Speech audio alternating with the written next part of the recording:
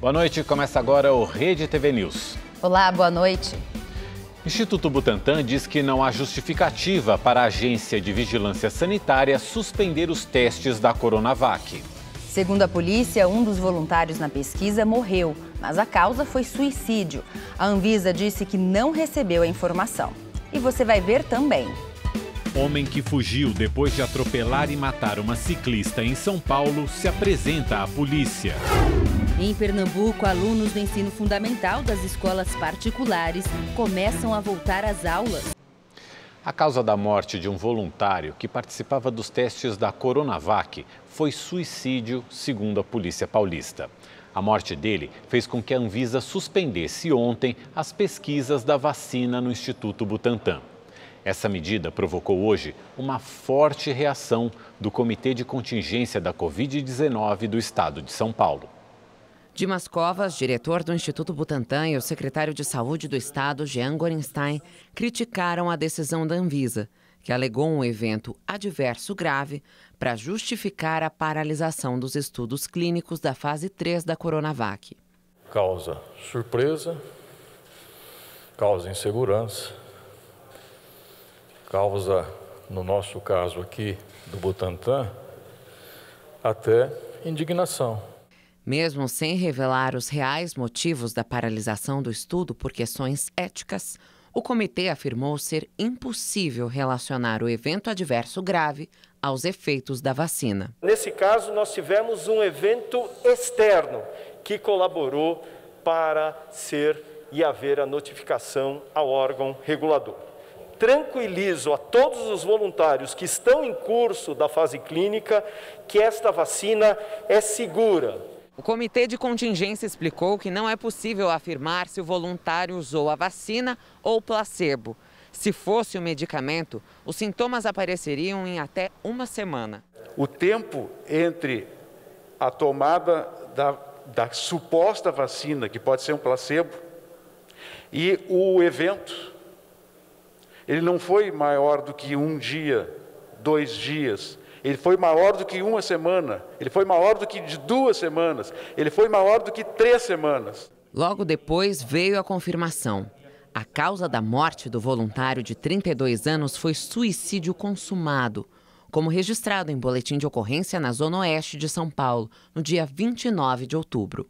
O corpo do homem de 32 anos foi encaminhado ao IML. Ele participava da fase 3 do estudo no Hospital das Clínicas da Faculdade de Medicina da USP.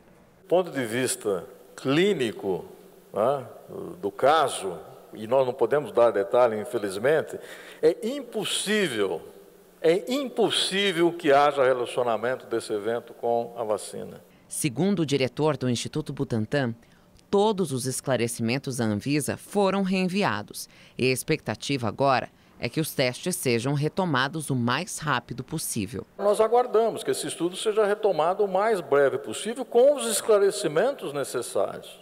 Novamente, o clima se acirrou entre governo estadual e governo federal.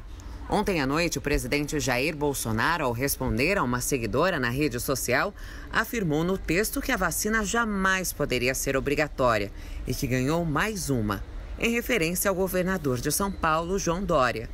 Hoje, Dória postou que o efeito adverso grave no voluntário não está relacionado à vacina e afirmou que o único adversário é o vírus. A Agência Nacional de Vigilância Sanitária afirmou que a decisão de suspender os testes da Coronavac foi estritamente técnica. A Anvisa disse ainda que a medida será mantida até a agência receber todas as informações sobre a morte do voluntário. A Agência Nacional de Vigilância Sanitária convocou a imprensa para uma coletiva no início da tarde. O diretor-presidente da Anvisa, Antônio Barra Torres, afirmou que a decisão foi técnica e levou em consideração a falta de informações. Segundo Torres, a agência ainda não foi comunicada oficialmente sobre as causas da morte do voluntário. A decisão tomada ontem foi para proteger, entre outras pessoas, os senhores e senhoras, e nós também. Porque depois de saber da ocorrência desse evento e sem maiores detalhes, seria uma total irresponsabilidade, ouso dizer, beirando a prática criminosa, permitir o prosseguimento, sem que tudo seja devidamente esclarecido. Informação para nós não é informação se ela não vem pelo canal correto. Não estamos diante de nenhuma brincadeira de criança.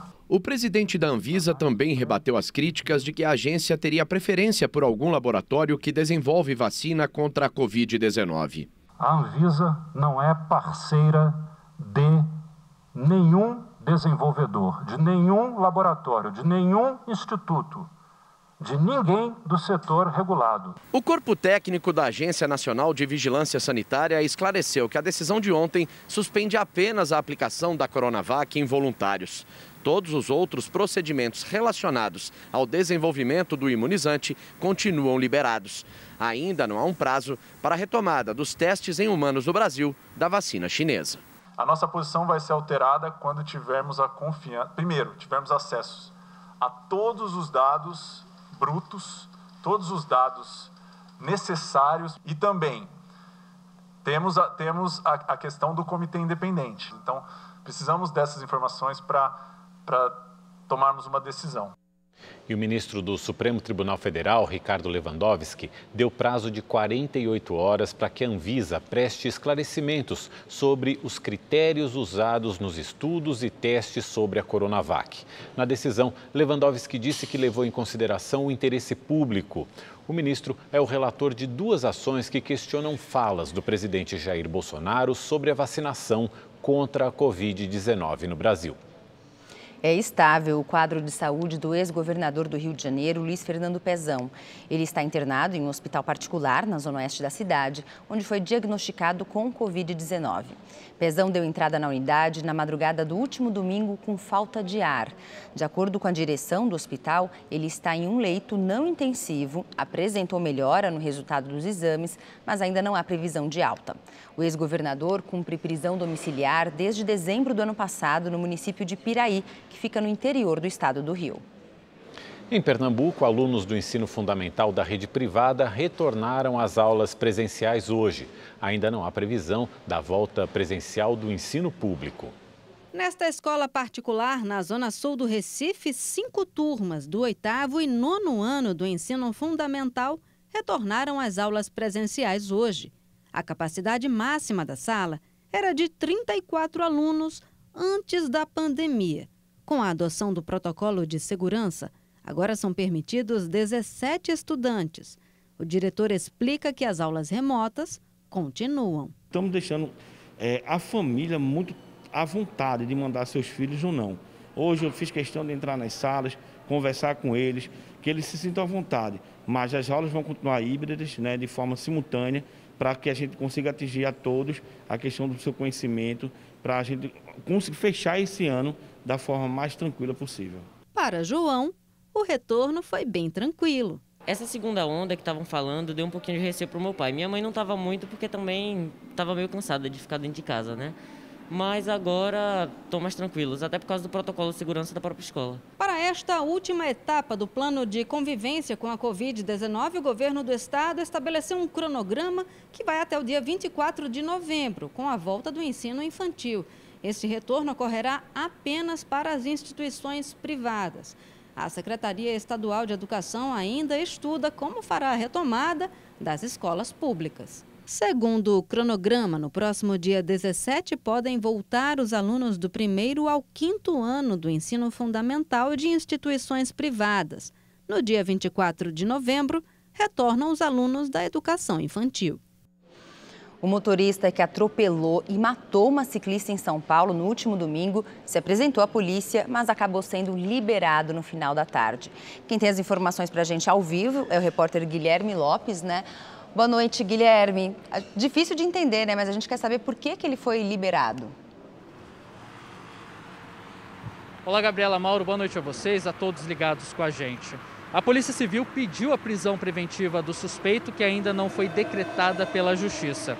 O mais provável, no entanto, é que o motorista não fique detido, pois a legislação eleitoral não permite prisões, a não ser em flagrante, nos 5 dias anteriores às eleições, o que não aconteceu neste caso.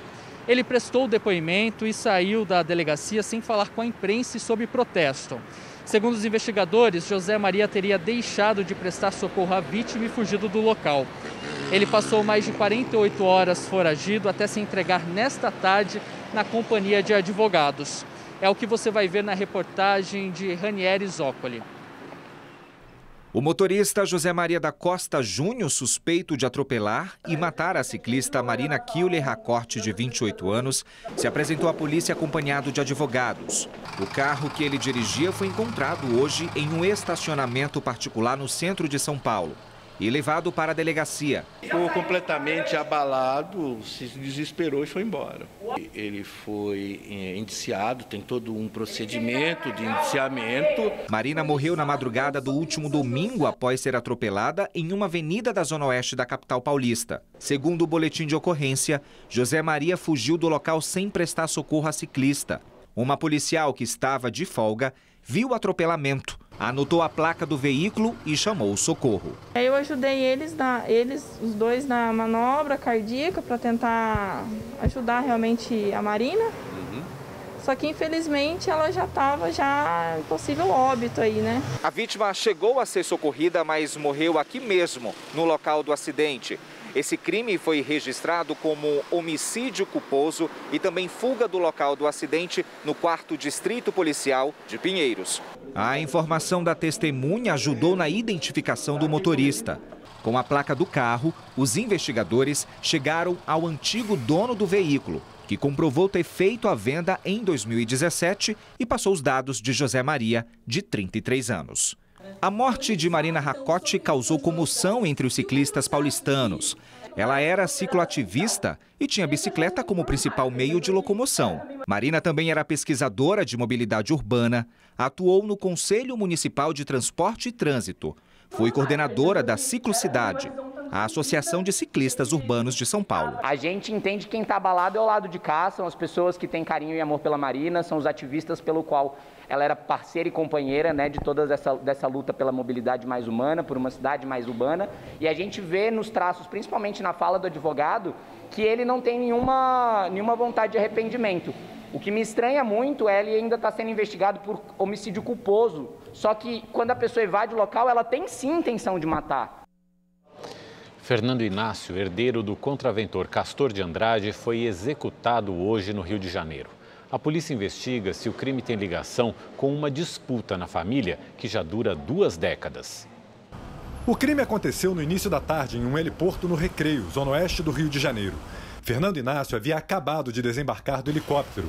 Ele voltava de Angra dos Reis, no sul fluminense, e quando se preparava para deixar o local de carro, foi atingido na cabeça por tiros de fuzil, disparados por homens que armaram uma emboscada em um terreno vizinho.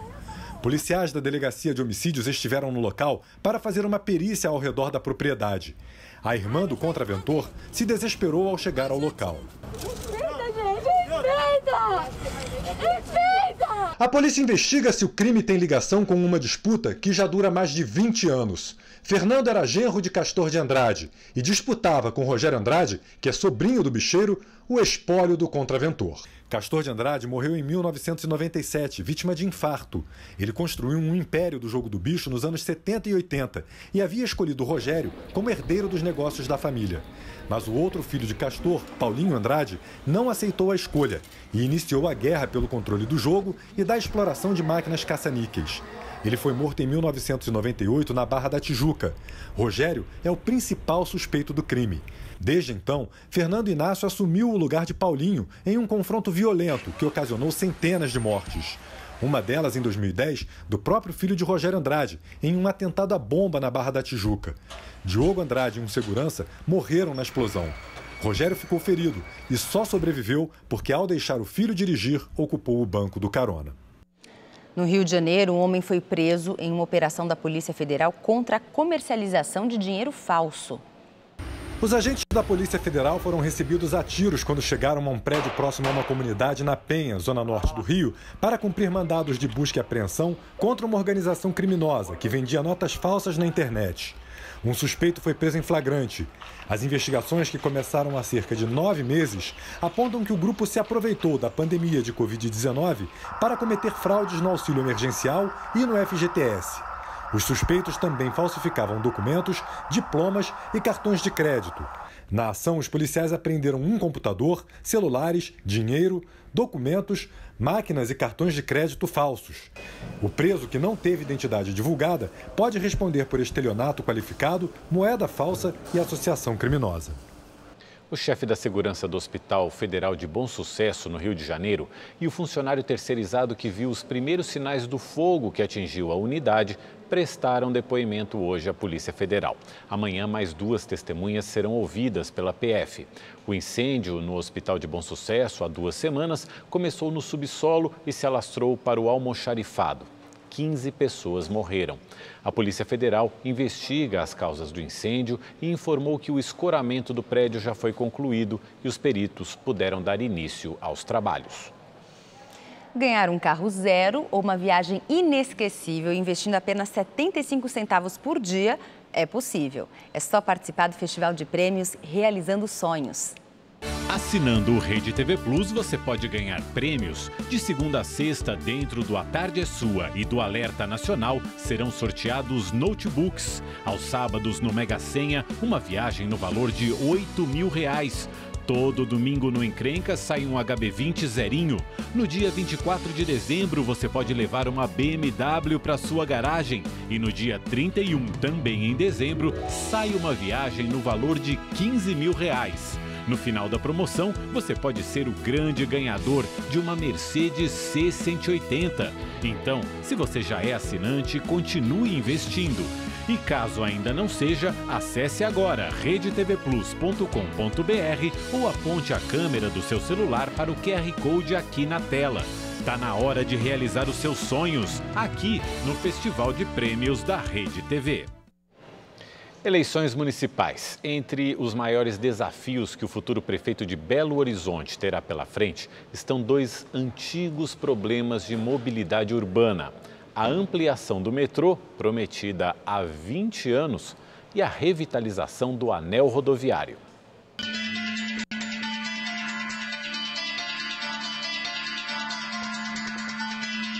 A rotina de acidentes fatais no anel rodoviário de Belo Horizonte deixa a maioria dos motoristas com muito medo. As grandes tragédias quase sempre envolvem carretas e caminhões. É um perigo constante, né? Caminhões pesados, descendo, subindo.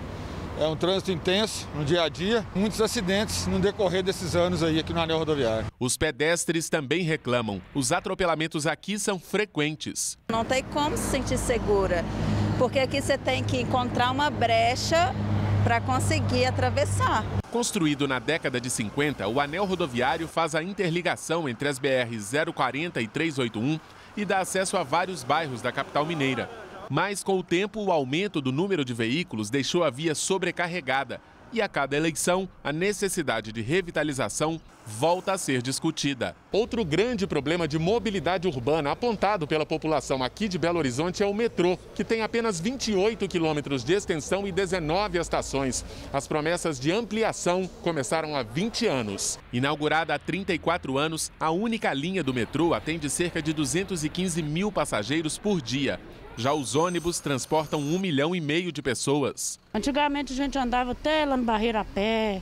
Eles falavam, vai vir metrô, vai vir metrô. Nada, até hoje. Este engenheiro de transportes defende a chamada municipalização. Tanto o metrô quanto o anel rodoviário são administrados por órgãos do governo federal. É muito mais fácil solucionar um problema se ele está na gestão do município ou se ele está na gestão de vários municípios. Ou seja, ele está ali, ele é do meu dia a dia. A União não, tem outros afazeres maiores para gerir esse país que passa a não ser central esse problema dele, dos metrôs e dos anéis rodoviários. Para ele, um dos maiores desafios do futuro prefeito da capital mineira seria, enfim, entrar num acordo com o governo federal. Não tem mais problema técnico a ser equacionado. Você pega aí só nos últimos 3, 4 anos, no mínimo uns 3 estudos sobre a anel rodoviário, uns 3 estudos sobre o metrô. Ou seja, o que mais nós precisamos discutir tecnicamente? Nós precisamos discutir e resolver politicamente a transferência. Qual o recurso a ser aportado e como isso vai acontecer. Em nota, a CBTU, Companhia Brasileira de Trens Urbanos, que é responsável pelo metrô de Belo Horizonte, disse que já existe um projeto de construção da linha 2, mas que a execução ainda depende da liberação de recursos da União. Sobre a possível municipalização do anel rodoviário, o Departamento Nacional de Infraestrutura de Transportes, o DENIT, não se manifestou. O presidente Jair Bolsonaro participou hoje à tarde de um evento que promete retomar o crescimento do turismo no país depois que o setor parou por causa da pandemia da Covid-19. foi assinado hoje no Palácio do Planalto um plano de atuação para a implementação de programas, projetos e ações para a retomada do turismo de maneira segura e responsável após a pandemia do coronavírus. Durante a cerimônia, também foi lançada a campanha nacional para a retomada das viagens pelo Brasil.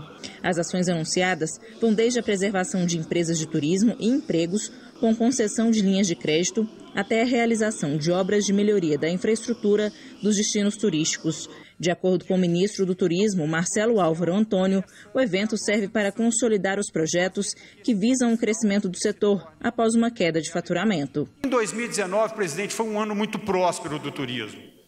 Nós crescemos 2,6%, a economia do turismo, a própria economia, o PIB, cresceu 1,1%, ou seja, nós crescemos mais do que o dobro do que a própria economia. Nós esperávamos muito mais em 2020, quando aconteceu a pandemia. Na verdade, o que acontece é que hoje é a consolidação de uma grande coalizão, de uma grande aliança em favor da retomada do turismo brasileiro. O presidente da República, Jair Bolsonaro, disse que as próprias leis existentes no Brasil são as responsáveis por travar o desenvolvimento turístico. Citou Angra dos Reis como exemplo. Para ele, o local poderia gerar milhões de reais, mas como está sem incentivo, gera pouca receita. E em tom de desabafo, Bolsonaro disse que está pronto para enfrentar o desafio de fazer o Brasil voltar a crescer em todos os setores num período pós-pandemia. Nós temos que tentar mudar o Brasil. Não teremos outra oportunidade. Senhores, me desculpem algum exagero, alguma coisa, é um desabafo, porque eu passei 28 anos dentro da Câmara e pedi a Deus para ter uma oportunidade um dia de mudar o Brasil. Eu posso até não mudar, mas eu vou tentar. A segunda turma do Supremo Tribunal Federal decidiu aplicar uma pena de 7 anos e 6 meses em regime semiaberto ao ex-senador e ex-presidente do MDB, Waldir Raupp. Ele foi acusado de receber uma doação eleitoral de R$500 mil em 2010 para ajudar a manter o ex-diretor da Petrobras, Paulo Roberto Costa, no cargo. Os recursos desviados da estatal foram repassados pela empreiteira Queiroz Galvão, que mantinha contratos com a Petrobras. Em contato com a nossa produção, o ex-senador Waldir Raupp disse que vai esperar a publicação da decisão para recorrer. Ele também falou que não existe uma só prova contra ele. E cerca de 300 mil clientes tiveram as informações pessoais vazadas da base de dados da distribuidora de energia Enel, que atende o estado de São Paulo. Para saber mais sobre esse vazamento, a gente vai falar com o repórter Guilherme Lopes, que tem mais informações. Boa noite, Guilherme. A gente quer saber, o que a empresa tem feito para tentar resolver esse problema? Oi, Gabriela. Olha, a concessionária de energia disse que desde ontem está entrando em contato com esses clientes e informando sobre os problemas. Eles que tiveram os dados vazados indevidamente. De acordo com a Enel, pelo menos 4% da base de clientes foram afetados, totalizando quase 300 mil pessoas, todas moradoras da cidade de Osasco, na Grande São Paulo. Entre os dados vazados estão nome completo, endereço, número de documento, de telefone, dados bancários, inclusive o consumo de energia dessas famílias. Vale lembrar que a Lei Geral de Proteção de Dados, em vigor desde setembro, prevê uma punição para as empresas que vazam dados de clientes. A Enel disse que desde o momento em que tomou conhecimento desse vazamento, adotou todas as medidas necessárias e reforçou os sistemas de segurança da companhia e que comunicou às autoridades sobre o ocorrido. Guilherme Lopes para o Rede TV News. Obrigado, Guilherme. E a indústria brasileira começa a reagir depois de ciclos de queda por causa da pandemia do novo coronavírus. Segundo o IBGE, entre agosto e setembro, a produção industrial cresceu 2,6% e apresentou alta em 11 dos 15 estados pesquisados. Destaque para o Paraná e São Paulo, que apresentaram um crescimento de 7,7% e 5%, respectivamente. Pesquisadores da Fundação Ezequiel Dias, em Belo Horizonte, trabalham na produção de um soro anti-Covid-19. O medicamento é indicado apenas para pacientes que testarem positivo e será produzido com anticorpos de cavalos. A imunização dos cavalos para a produção do soro começou nesta semana. Os procedimentos são feitos nesta clínica de saúde animal na região metropolitana de Belo Horizonte. O cavalo é um animal dócil, permite essa manipulação e produz um grande volume de sangue, consequentemente, é possível purificar uma grande quantidade de anticorpos para a produção em larga escala do medicamento. A Fundação Ezequiel Dias é referência em pesquisas científicas com venenos de serpentes, aranhas, escorpiões e abelhas. Agora, os pesquisadores trabalham para oferecer uma opção de tratamento para pacientes que testarem positivo para a Covid-19. Os anticorpos produzidos pelos cavalos vão ajudar a reduzir a carga viral e, consequentemente, os sintomas. Preferencialmente pessoas que têm um quadro sugestivo de agravamento, mas que o medicamento seja administrado antes desse agravamento para evitar a evolução da doença para óbito, por exemplo. As primeiras 5.000 doses do soro serão produzidas aqui na FUNED até janeiro do ano que vem. Elas serão usadas nos estudos clínicos que vão testar a eficácia e a segurança do medicamento. Só depois será solicitado o registro na Agência Nacional de Vigilância Sanitária. Com a aprovação da Anvisa, será possível produzir lotes do medicamento em escala industrial. Mas o soro não vai ser vendido em farmácias. O uso será restrito aos hospitais. A gente está otimista, né? Com base na nossa experiência em produzir outros soros, né? Nossa infraestrutura, tudo leva a crer que, assim como a gente tem o soro antirrábico, a gente possa ter esse soro anti-Covid. Vamos aos números da Covid-19 no Brasil. De acordo com o Ministério da Saúde, o país registra 5.700.000 casos confirmados da doença e mais de 162.800 mortes provocadas pelo vírus. Devido a problemas no sistema do Ministério da Saúde, a pasta não está divulgando os números de pacientes recuperados e em acompanhamento. No Facebook da Rede TV, você acompanha o nosso programa exclusivo no Facebook Watch, o Histórias do Dia, que traz vídeos com conteúdo bem atual e de interesse do internauta. Confere lá. O governo liberou 21 milhões de reais para o aluguel de geradores e compra de combustível no Amapá. Após o apagão da semana passada, 70% da energia do estado já foi restabelecida. Os 21 milhões e 500 mil reais vão sair do orçamento do Ministério do Desenvolvimento Regional. Além do aluguel de 60 geradores, os recursos serão utilizados para a compra de combustível. Os equipamentos vão garantir o funcionamento de atividades públicas essenciais, como hospitais, postos de saúde, presídios e a Companhia de Tratamento de Água e Esgoto. O dinheiro também vai garantir o apoio logístico no Amapá. Pela manhã, o vice-presidente Hamilton Mourão ressaltou que a questão da energia elétrica na região é séria. O Amapá, né, ele tem as suas próprias fontes de energia, que são hidrelétricas, que ele tem lá, mas vamos dizer, são linhas de transmissão que não são totalmente confiáveis no caso de acontecer um acidente como aconteceu. A questão de energia na Amazônia é complicada. A previsão do governo é que até a próxima segunda-feira, o fornecimento de energia em todo o estado esteja normalizado. E se você quer rever esta ou outra reportagem do Rede TV News, inscreva-se agora no canal da Rede TV no YouTube. Lá você pode assistir a íntegra de todos os nossos programas. Acesse agora youtube.com/redetv. Por hoje é só. Obrigado pela companhia. Amanhã a gente está de volta. Tchau, tchau. Boa noite. Uma ótima noite para você e a gente espera amanhã. Até mais. Tchau, tchau.